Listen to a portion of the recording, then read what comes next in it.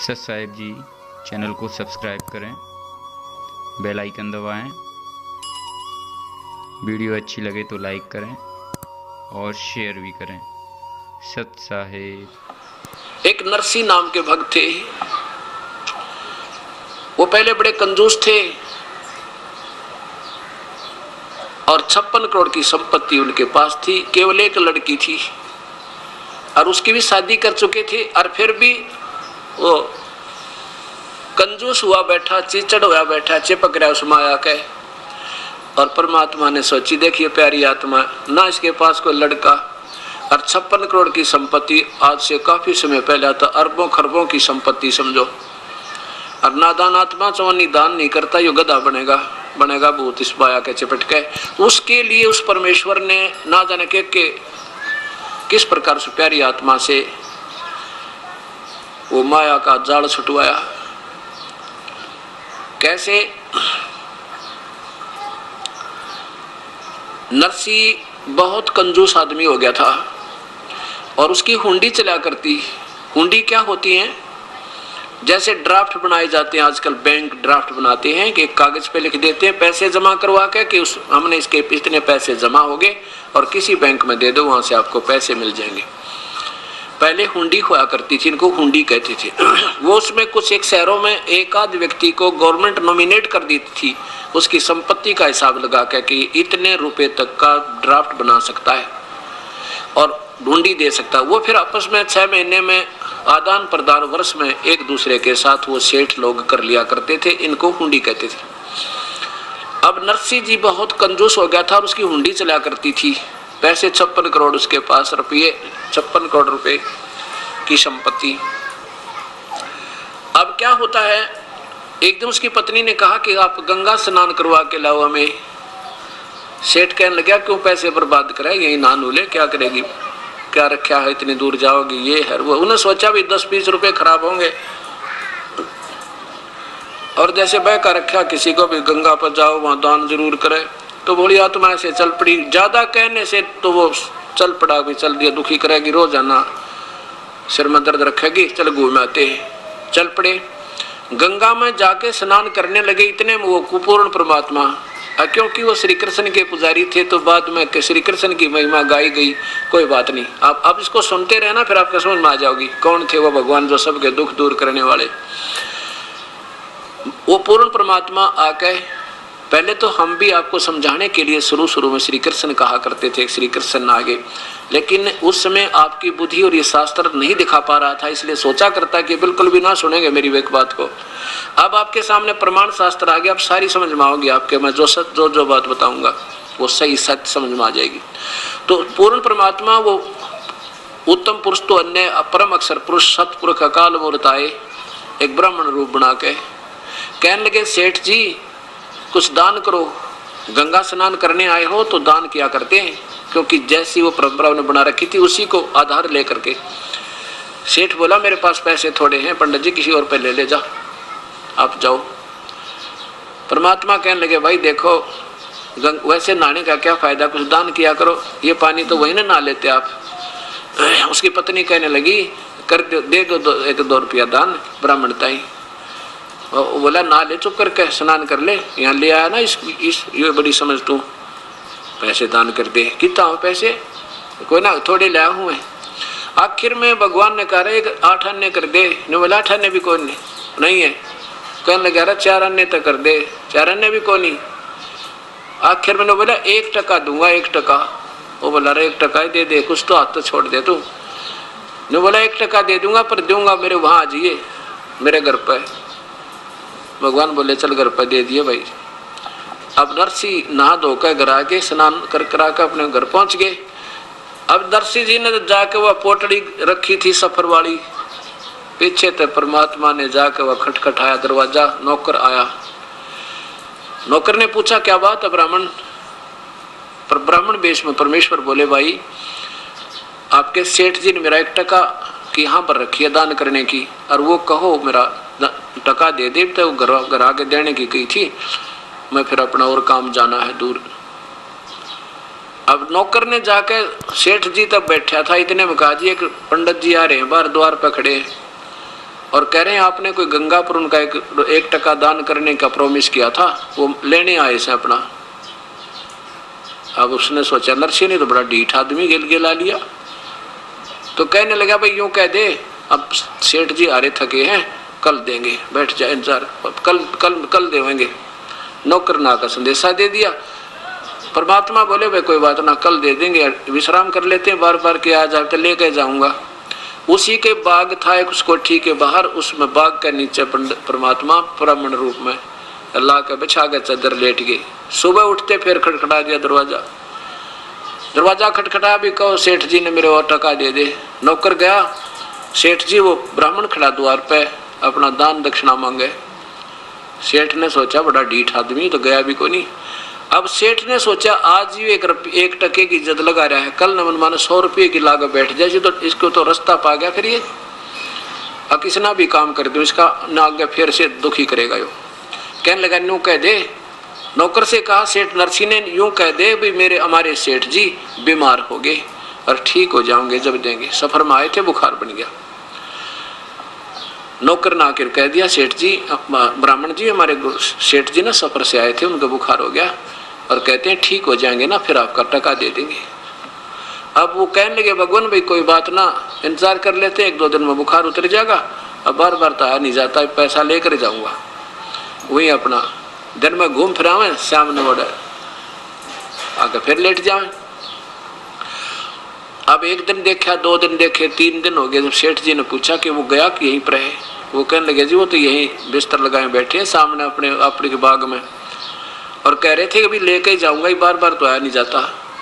सेठ नरसिंह इतने निकम्मेपन पा गया, कहने लगा नो कह दो वो तो मर गया सेठ थे बस। अब नौकर ने जाकर कह दिया ब्राह्मण हमारे सेठ जी का तो स्वर्गवास हो गया। और भाई बड़ी दुख दर्द बात हुई है, तो बीमार हो गए बेचारे, गंगा स्नान करके आए थे। भगवान बोले भाई कोई बात ना, तो मरना जीना तो लग रहा है, चलिए मृत्यु तो होगी पर तो अंतिम संस्कार करा के जाऊंगा, यूं तक के जहाज। तो नौकर ने आके कहा सेठ जी वो तो ये कह रहे हैं, ऐसे कहा भी अंतिम संस्कार करा के जाएंगे, बात तो बहुत बुरी बनी है। चलो तो वैसे तो क्या जाया जाता है। सेठ जी बोला तो ढीठ आदमी है भाई, ऐसे करो तुम लकड़ियां ढोने शुरू कर दो, शायद उसका समझ में आ जाए वास्तव में मर गया तो ना लकड़ी क्यों, सेठ गांव का मर गया, शहर का तो दुनिया इकट्ठी हो जाए, सब ना बेरा हो। वो 4 आदमी लकड़ी ढोए उसके नौकर, और लकड़ी ढोली जब ने बोला गया कि यहीं पर है जी, वो तो एक लकड़ी उठा रहा है साथ में और शमशान घाट की तरफ जाने लग रहा है। तो कहने लगा भाई मेरी तुमने करो एक अर्थी तैयार करो, जनाजा बना लो नकली। अब सेठ जी को लौटा दिया, उन 4 उठा दिया नौकरों ने और चिता के ऊपर रख दिया। चिता के ऊपर जब रख दिया तो परमात्मा डाल कर लकड़ी न जो ले रहे थे कंधे पे, और कहने लगे निकम में सेठ जी तो भी वह पक्का उस्ताद निकला। अब देख 1 टके बजान देने को जा रहा है, भाई हमने माफ कर दिया तेरा दान, हम लेते नहीं। सेठ बोला पक्की बात है, कहाँ पक्की बात है, अगजात है, आप जा रहे हैं भाई। भगवान चल पड़े और सेठ ने वो सारी लकड़ी वापस ठुआई, चलो सारी ठाक ले चलो उठाओ। और बची खुची जो थी ना छोटी मोटी बच जाकर उन आप धोती गए उसमें कपड़े में डाल के और सारियां की नो गठड़ी बांध दिया हुआ है, वो भी वापस पहुंचा दी। अब अगले दिन उसने सोचा चलो वो तो गया ब्राह्मण तय, नेक्स्ट डे अगले दिन आकाश तो दूर तक घूम फिर आऊंगा, तो 2-3 दिन जंगल पानी भी घर में जाना पड़ा। दूर दूर तक घूमने निकल गया सैर सपट्टा करने के लिए। उधर से परमात्मा आगे नरसिंह रूप बनाकर वो एक पूर्ण ब्रह्म, और नौकरों से बोले भाई एक काम करियो, कोई निकम्मी आत्मा है ना कल कई दिन का तंग कर ब्राह्मण मुझे, आज वो मेरा रूप बना के ना आ जा, कभी उसको अंदर मत पड़ने देना, वो हो सके मेरा भी रूप बना के आ जाए। और तो इसकी चाल चली नहीं, और आ जा तो उसने कह दिया चला जा, ना माना तो उसका 2 ठोक दियो। अब सेठ जी का रूप बनाकर परमात्मा अंदर प्रवेश कर गए। अब सेठ जी आया 2-8 घंटे पीछे खूब सैर सपट्टे करके। अब जो द्वार पे खड़ा था नौकर कहने लगा भाई वहीं खड़ा हो जाना, सेठ दे रुपये तो बहु रुपया है, हमारे सेठ जी को बहुत परेशान कर लिया तूने। अब देखा ना वो सच्ची कह रहे थे हमारे सेठ जी के मेरा रूप बना कर आएगा, तो वो एक काम कर दिया। और वो सेठ क्यों रुका, नौकर गया कहने तो बिल्कुल सामने आ गया। तो वो नौकर कहते हैं तुझे सुना नहीं, लठ उठाया। तो वो कहता अरे फलाना मल दकड़ा मल क्या कर रहा है तू, मैं वो हूँ सेठ हूँ नरसी है, तू क्या बात कर रहा है मेरे तय।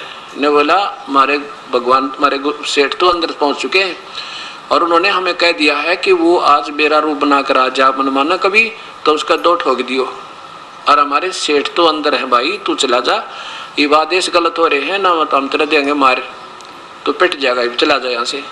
तो वो कहता है कैसे बात कर रहे हैं मेरी, तुम निकम्या, मैं तुम्हारा सेठ हूँ फलाना हूँ और तुमने नौकरी तो निकाल दूंगा, नू लग गया करन। उसका ठाकर लठर वो लगा ना मारने, भाग लिया सेठ से। तो भाई सचमुच कोई बात गड़बड़ में है, जब इतनी समर्थ इतनी शक्ति से पेश आ रहे हैं तो जरूर उस ₹2 ने पहले आकर काबू कर लिया ₹2 ने, और ये तो मेरी सारी संपत्ति हड़प करेगा। अब सेठ कहाँ पहुंचा, थाने में पहुंचा, थाने में तो फिर रिपोर्ट की, वो पहुंचा कहाँ, कोर्ट में। कोर्ट ने उसी दिन एकदम एक्शन ले लिया, वो उसकी बही जब्त कर ली, बही निकाल रहा है भाई कहीं बहियों में कोई फेर बदल ना कर दे, को पढ़ा ना ले, डुप्लीकेट नकली नरसी है। अगले दिन पेशी लगी, दोनों खड़े कर दिए कोर्ट में, भगवान भी और नरसी भी, और दोनों की शक्ल मिले। अब पहले कोर्ट ने उस असली की गवाही मांगी कि वे तू इस बही में बता दे क्या क्या लिखा है। उसने बता दिया कि मैंने एक लड़की का ब्याह किया था, उसमें इतने बातियाँ आए थे, इतने फलाने आए थे, इतना दान किया था, वो सारा रिकॉर्ड करा करते पहले ब्याह का। और एक मकान बना था, उसमें इतनी कड़ी आई थी, इतना सतीर आए थे, इतने जंगले झांकी थी, वो लिख रहा था। वो 2-4 बात बता के चुप हो गया जी, और तो मुझे ज्ञान नहीं। बोला भाई ठीक सा था। फिर नकली भगवान, नकली नरसी बुला जो भगवान था, वो कहने लगा भाई बता इसमें कोई बही में ऐसा लेख बता जिसे प्रमाणित कर सके तू असली है। तो भगवान बोला खोल इसने कीते थे, कौन सा पृष्ठ खोल ले। उसने पृष्ठ खोल लिया, लागे परमात्मा पढ़ने, उल्टी सुल्टी सारी सुना दी। अब वो नकली था असली सिद्ध करना पड़ा कोर्ट ने, और असली को नकली सिद्ध करके कह दिया भाग जा तू यहाँ से, निकम्मे सेठ तंग कर दिया तने। अब सेठ नरसी बैठ गया जंगल में जाके, और न्यू कहे भगवान यो मेरा कौन से जन्म का दुश्मन था, इसने सारी संपत्ति हड़प कर ली मेरी, बताइए के बनी मेरी गेलियां। उधर से वो परमात्मा फिर आ जाते हैं, वो नरसी नकली बन के, वही ब्राह्मण रूप बना के वहां खड़े हो गया, आके कहने लगे नरसी अब बता बेटा यह संपत्ति तेरी है या मेरी। नरसी बोला कि बेईमान थी तो मेरी, पर मेरी पार नहीं बसाती। भगवान बोला कि यह तेरी पहले भी ना थी, नादान तेरा भूल लाग रही थी, यह पहले भी मेरी ही थी और आज भी मेरी ही है। तू तो सूखा बन जा रहा था, तेरे पे खर्चे भी ना गए, 2 पैसे दान भी ना दिए गए, गधा बनेगा निकम्मे। तो सरप की जो नीम जागा इस माया ने जोड़े जोड़ के, और एक शर्त पर तुझे दे सकता हूं, अगर यदि तू इसने सारी न बांट दे, धर्म भंडारे में लगा दे, तनी दुनिया का खून चूस चूस के ये ब्याज बट्टा ले लेके अरे वो जहर इकट्ठा कर लिया, तेरे कीड़े पड़ के मरेगा, तो देख ऐसी दुर्गति हो जाएगी तेरी, और कुत्ता बनेगा तेरे खाज लगेगी दुनिया का, यूं तो नरक डाल कर दिया इकट्ठा। तेरे पास रहना नहीं निकम्मे, ना तेरा संतान लड़की थी उसकी शादी कर दी, बता तू करेगा क्या इसका। तब उसका सारी बात समझ में आ गई, परमात्मा जैसे आप कहोगे गुरुजी ऐसे कर लूंगा। अब परमात्मा उसके गुरु बने और उसको नाम दिया उस परम पिता ने, और कहा बेटा ये भंडारा कर दे इसका, नहीं तो संपत्ति तेरा जान की दुश्मन हो जाएगी, तेरा मरिया जाएगा ना जिया जाएगा। उसी दिन से भंडारे ला दिए और सब कति पाई पाई खर्च करके झोपड़ी गाल के बैठ गया बाहर जंगल में ईश्वर आसरा लेके। अब आया लड़की का ब्याह, द्योती का ब्याह हो गया, लड़की की शादी, लड़का कोई था नहीं इसका। अब उस समय बात कौन जावा गरीब आदमी के साथ, 16 अंधे आ करते आसपास के, वो समझा करते नरसिंह मत ना रही है, भगवान ने जब इतना खेल कराया ना तेरे साथ तो दूर नहीं तेरे तय। कहने का भाव ये है कि कैसे किसी की गाड़ी मांगी, किसी के बैल मांग के उसको लचर पचर करती हुआ गाड़ी चल पड़ी, और बाती उसमें कौन, वो 16 अंधे और साथ में नरसी। अब वह गाड़ी ना चले, कुआ उसकी कील निकल जाए कि तब वो बैल बैठ जाए, कोई खड़ा हो जाए, ना चलाना आवे, ड्राइविंग भी ना करनी आवे। इतने में परमात्मा ने एक बार याद किया था उस नरसी ने, ए परम पिता हम तो नीच आत्मा थे, और ए मालिक आज यह आपत्ति आ गई, मुझे तो बैलगाड़ी भी ना चलानी आती, और ये पहुंचे भी ना मन माने वहां तक, और पहुंच जाएंगे तो हमारे पास चोन नहीं देने को नहीं, पर पहुंचेंगे जरूर आपके कृपा से पहुंचना जरूर चाहते हैं। लड़की प्रसन्न तो हो जाएगी, उसको पता है मेरे पिता के पास कुछ नहीं, पर देख कर राजी हो लेगी, पिता को प्रसन्न होगी। और हे भगवान, यह तो बड़ी आपत्ति आई, इतना याद ही किया था, इतने में वो परमेश्वर एक बढ़ई का रूप बना के, कारीगर का रूप बना के, और एक थैले में डाल के वो आरी उरी बसोले और पहुंच गया। हाथ देकर कहने लगा रोकिए भाई गाड़ी वाले, रोकिए। अब नरसी गाड़ी हाँक रहा था, नरसी बोला भैया तो रुकिए, रुकाई है, चलते नहीं है बैल, कभी खड़े हो जाते हैं कभी बैठ जाते हैं, और गाड़ी भी टेढ़ी मेढ़ी चला इसकी, बैल गाड़ी या कच्ची लकड़ी की। तो वो कहने लगा भाई मैं आपके साथ चलना चाहता हूँ कुछ दूर तक, मेरा रास्ते में गांव पड़ा है, मुझे बैठा लो गाड़ी में। भगवान बोले, ओ नरसी बोला भाई गाड़ी में तो बैठा लेंगे, पर यह चल तो रही नहीं, ये तो बिल्कुल कंडम हुई पड़ी है। भगवान बोले भाई मैं मिस्त्री हूँ और मैं इसको ठीक कर लेता हूँ, ला मैं ठीक कर दूंगा इसको। अब भाई कर लेता है, अब मार के दो चार थोड़े पर थोड़े इधर उधर हैं, अपनी शक्ति तो कति सही कर दी, बैठ गया। कहने लगा भगत जी आप बैठ कर भजन कर लो, मैं गाड़ी चला दूंगा।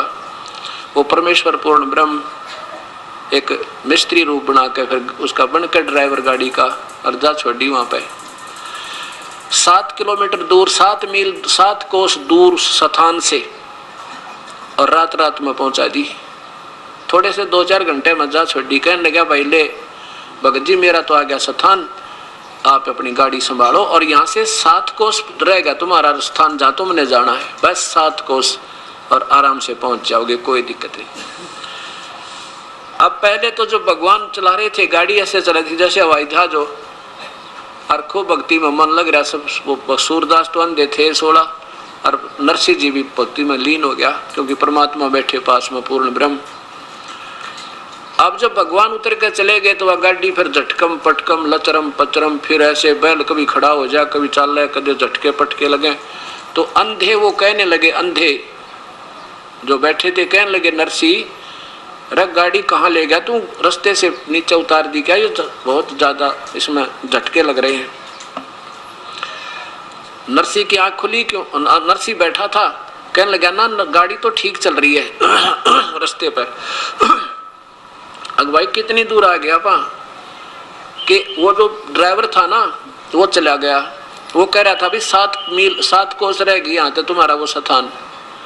वन देखने लगे पागल, 7 कोस रहा करे, अभी तो आज सारी रात लगेगी, कल का सारा दिन लगेगा, कल शाम तक सुबह तक पहुंचेंगे अगले रात में, तो 7 किलोमीटर रह गया। और पूछ किसी तरह, इतने में एक व्यक्ति आ गया, वो उससे पूछा भाई ये हमारा जो हमने जाना है वो जूनागढ़ कितनी दूर है। वो तो कहने लगे भाई यहाँ से 7 कोस रहता, वो बिल्कुल थोड़ा सा ही है। तो नरसिंह कहने लगा नंदों से भाई ये तो 7 कोस बताओ यहाँ से। तो वो एक अंधा सियाना बहुत था, शिक्षण नाम था उसका, वो शिक्षण नाम कहने ने कहा, और नरसिंह वो आदमी कहाँ गया जो गाड़ी चलावा था, जिसने गाड़ी ठीक करी थी, वो तो जी उतर कर चला गया। अरे देखता किधर गया वो, अब इतनी देर में ज्यादा 3-4-5 मिनट हुई होंगे, उन्हें देखा था कितना वो आदमी दिखा ना, सारे खेत खाली पड़े थे, कोई आसपास आड़ भी नहीं ना दिखाई दे। नरसिंह वो शिक्षण बोला निकम्मे तो भगवान था, अरे हम तो अंधे थे, तेरे तो आंख थी, इतने चरण क्यों ना पकड़ दिया परमेश्वर के। आपने देखा या गाड़ी पहले हाल भी नहीं लगे थे हमारे, कोई थोड़ा सा भी झटका नहीं लगा था, अरे देख इस गाड़ी की हालत उसी जमीन पर चल है। अरे तो भगवान थे भाई, ये तो हाथ नहीं आए। नरसिंह तो ने गलती कर दी। नरसिंह का क्या बताऊं भगत जी, उन क्या है पाछा तो मुझे भी भक्ति में घना जोर से आनंद आया, और मेरी तो ऐसी आनंद आ रहा था, बोलने दिल नहीं कर रहा था, और वो भाई मेरे तो पकड़ा कर बैल चले गए। अब फिर पहुंच गए वहां पर, बात भरने कुछ को नहीं, पाटड़े पर पहुंच गए, और माई ने उसकी समदन ने जो ना उसके ऊपर ताना कस दिया। पड़ोसन कहने लगी क्या लाया तेरा बाती, क्या देगा भात में तेरे को।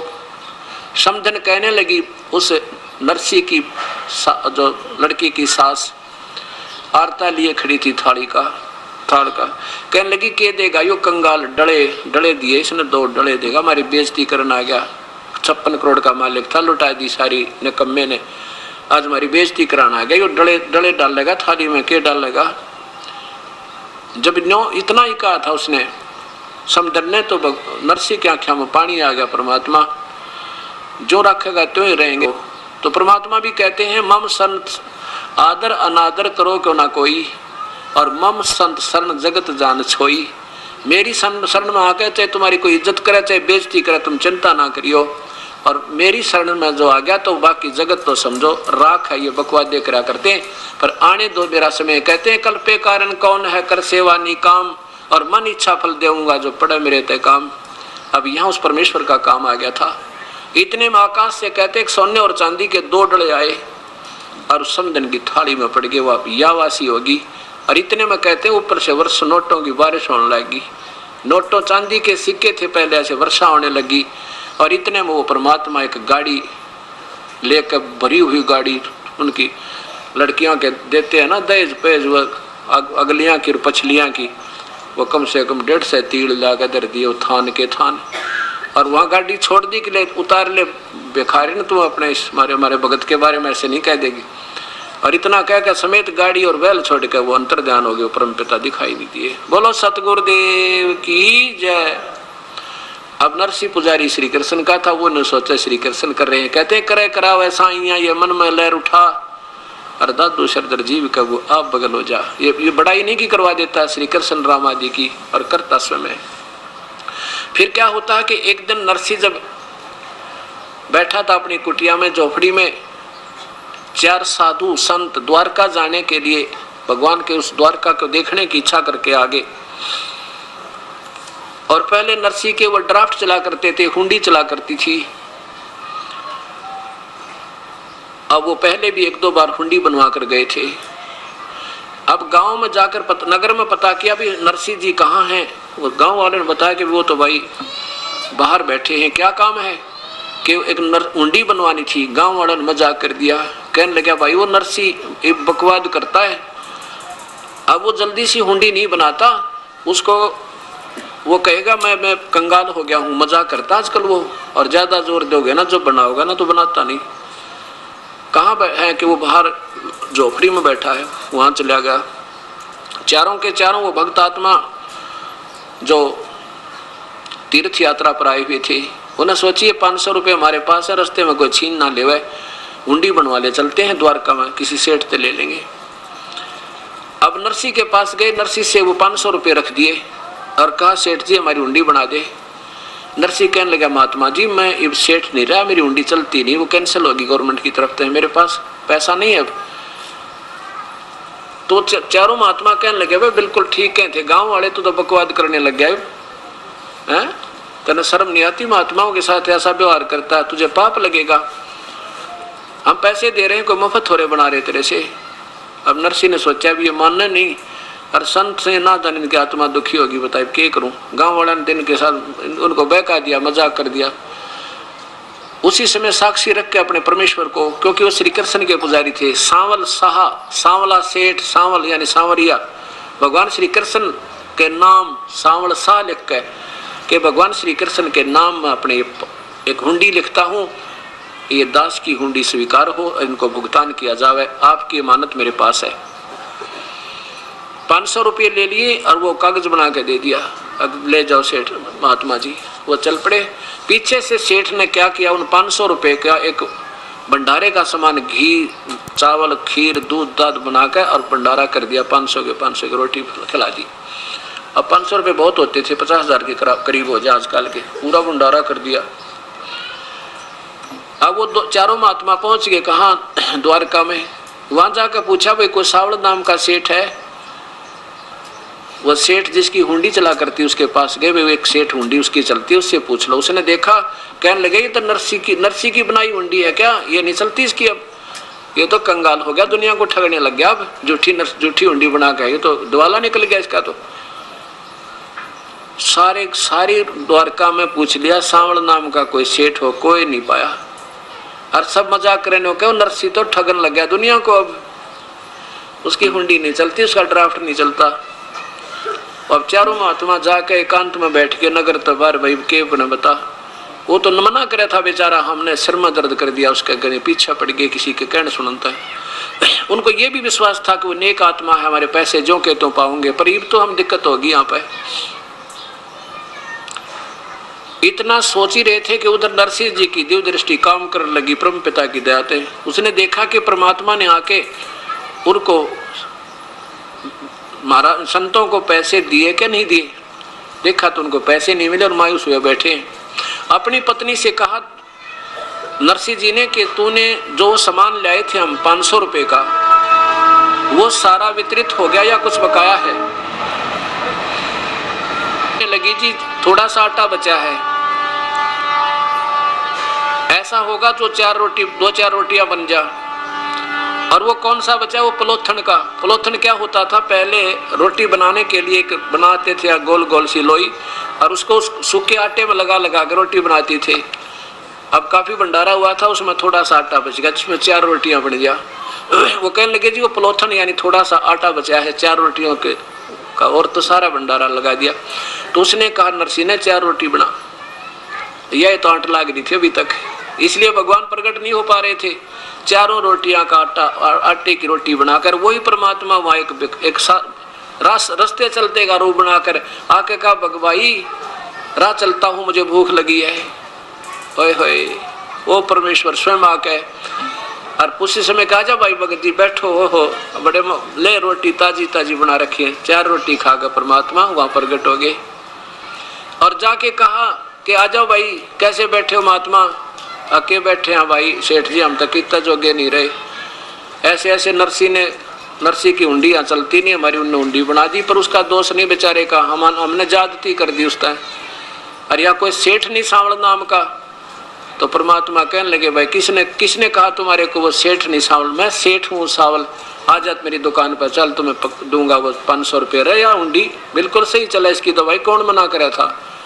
लेकर वो कागज और उस बाजार में चौपट, उस बाजार में द्वारका के में जो चारों तरफ बढ़िया की दुकान थी, कहने लगे बिछाओ चादर यहाँ पे।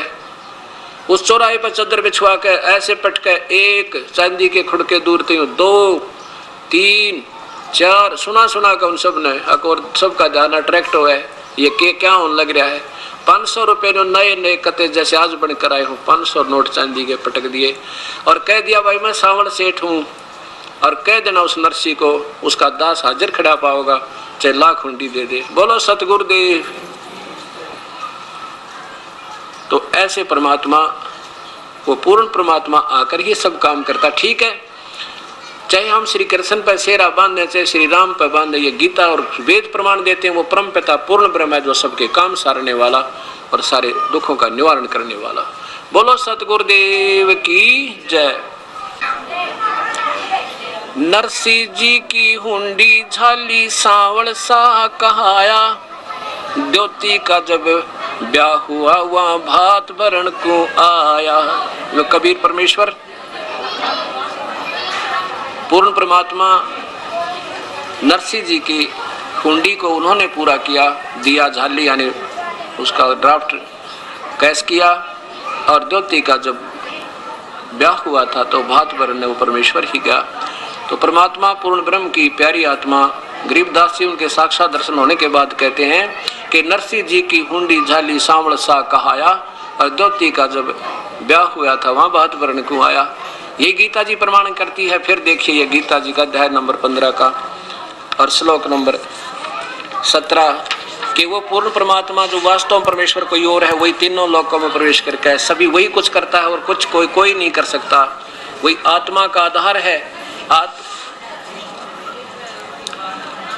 अब देखिएगा अध्याय नंबर 15 का, वो अंतर्यामी परमात्मा एक अंश परमेश्वर का हमारे साथ रहता है, वही परमेश्वर की शक्ति। नीचे देखिए 17वां का श्लोक नंबर 15 का, क्षमा करना 15 का,